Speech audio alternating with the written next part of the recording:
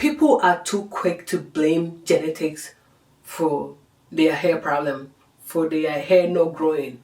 But please, just hear me out, okay? Hear me out. Hi, welcome back to my channel.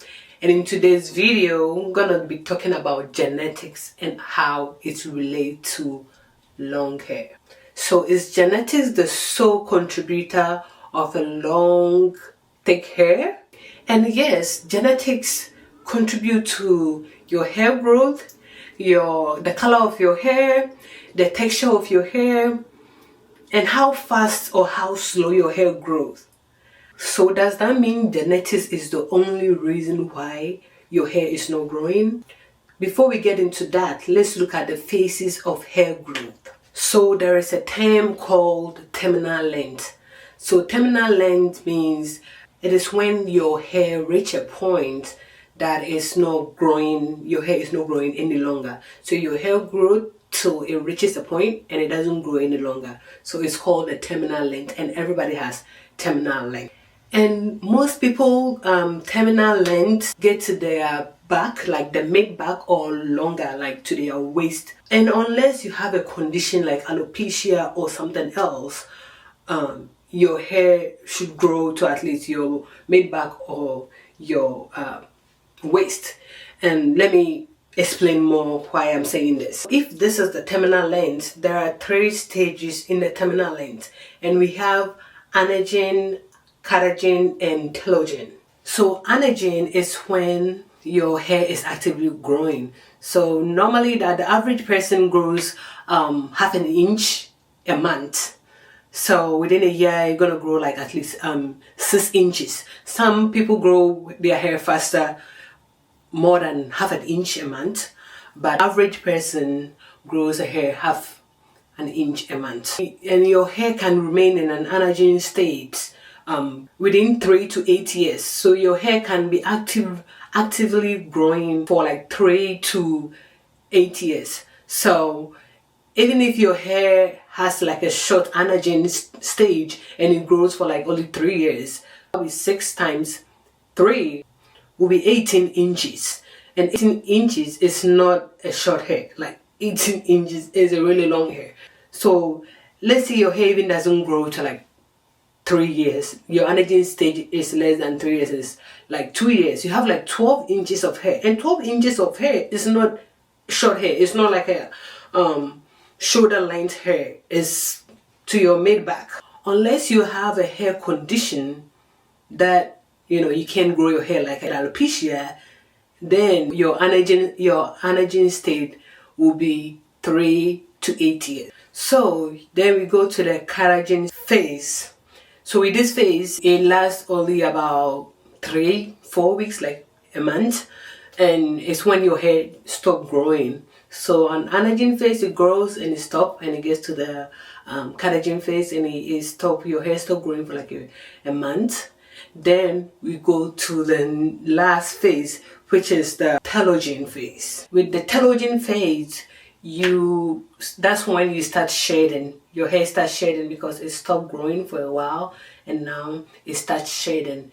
And normally it's only about 3% of your hair that is shedding at each time. And it said on an average you shed about 100 to like 150 strands of hair each day. It sheds from the root. You can see your root attached to the hair. So it is natural. Your hair sheds every time, and it's about only 3% of your hair that are always on the telogen phase. That is the final stage. So right now you can't blame your parent for giving you that shoulder length hair because it's not them, okay? So if it's not them, why is your hair not growing? Mostly it's about how we take care of our hair. Most people don't have the patience and they are not consistent with their hair care. So if you are not patient and consistent with your hair care, definitely you are not going to see the result. Because if you want to grow like a long hair, you have to wait for a couple years. You can't just, I see videos about, do this and your hair will grow very long overnight. No, it doesn't work like that. You have to wait for couple years before you can see the length of your hair. So it's all about taking good care of your hair. And how can you take good care of your hair? You have to make sure that you're focusing on retaining length rather than growing your hair, because your hair keeps growing every single time. It's going to grow whether you do whatever to it or you don't do anything to it. You have to eat healthy. You eat healthy and your body, your blood circulation and everything is right, your hair is going to grow. So all you have to do is to make sure that you are taking care of it. You are moisturizing your hair, you are doing proper hairstyle, you are not doing tight braids or tight ponytails and all that.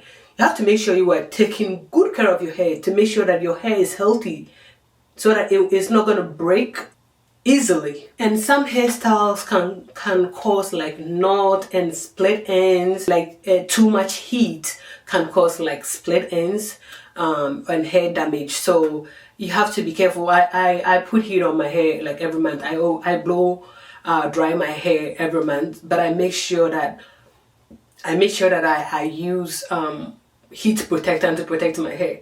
So that's why my hair still looks like healthy, because too much heat can break your hair. And if you do a lot of wash and goes and you have like 4C hair or very tight curl hair and you do wash and goes, you can create a lot of knot. You can create a lot of knot on your hair and your hair won't be healthy. So you have to properly know how to comb your hair, how to wash your hair, how to detangle your hair, and how to proper moisturize your hair and do good protective hairstyle. Twist, I would say twist is the best protective hairstyle for me, because twist has helped me a lot grow my hair. With twist, I can moisturize it. It is not tight, and I can moisturize this anytime. And dyeing your hair can also cause a lot of breakage, because when you dye your hair, it really damages your hair, and that can also cause a lot of breakage. So if you really want to grow long hair, you have to avoid all these things. So please, if your hair is not growing, don't be saying, oh, it's genetic. No, it's not. It's taking good care of your hair, a role in your hair growth. Not everybody can grow hair past their backs or past their waist. But if we're talking about long hair, I think hair that starts from the brow length down is a long hair to me. And anybody can grow that hair. And please don't be relying on all these hairdressers to help you get thick hair. You have to take responsibility for that, because most hairdressers don't really care about your hair length like that. They just want to get your hair done, get their money, get their tips and go. They don't have that patience and care for your hair. So you have to be responsible for that and make sure that you are taking good care of your hair.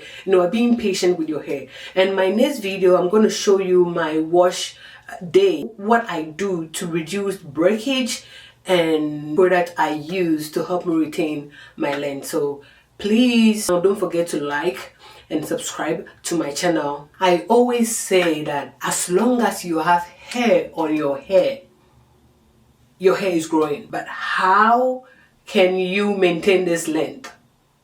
That is the problem. And I hope you're not going to think that everybody with long thick hair is because of genetics. Please stop saying that to people. Stop saying that to people who have put in the effort and try their best to be patient and be consistent with their hair care to get this long hair. Then you will see the person say, oh, it's genetics. It is like you are discrediting all the time and the effort and the money they put in to get this long thick hair. Please don't do that again, okay? Don't be commenting on people's hair videos and be telling them that, oh, it's genetics. Now you don't know the person, you don't know how long it's been taking care of their hair. So if your hair is not growing and you just want to feel good about yourself and you're just gonna say, oh, it's genetics, that's why I don't have it. My mom don't have hair, that's why. My mom don't have hair either, but here I am. And leave any comment below. Do you agree with me? What is your contribution? What do you think of what I just said? And please leave a comment down below and like, and don't forget to subscribe. And please watch out for my next video. I'm going to show you my wash day and all the things I do to reduce breakage, to lose less hair. Okay, thank you.